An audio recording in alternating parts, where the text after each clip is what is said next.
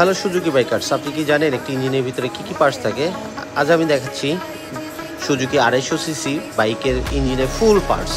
দেখতে পাচ্ছেন যে আলাদা আলাদা করে প্রত্যেকটা পার্টস রাখা, একটা ফুল ইঞ্জিনের যাবতীয় parts, head, cylinder, piston, valve, cam, rocker, timing chain, exhauster, girder, spring থেকে শুরু করে অল প্রোডাক্ট যাবতীয় যা সব এখানে আছে। আর এটার মূলত হচ্ছে আপনার রোকার অ্যাডজাস্টার সিস্টেমটা ক্যান্সেল করে সিম সিস্টেম করছে এবং বিগ সাইজের একটা পিস্টন এবং 4 ভ্যালভ কানেক্টিং রড দেখতে পাচ্ছেন, খুবই ছোট একটি কানেক্টিং রড, এবং সাথে দিছে ব্যালেন্সার যেটাকে বলে ওয়েট ব্যালেন্সার, এবং 6 গিয়ারের ইঞ্জিন গিয়ার সেট আপ, যার ইঞ্জিন অয়েল লাগবে 1200 ml। আর এই হলো তার ফুল একটা বিল্ড কোয়ালিটি ইঞ্জিন, দেখতে সেম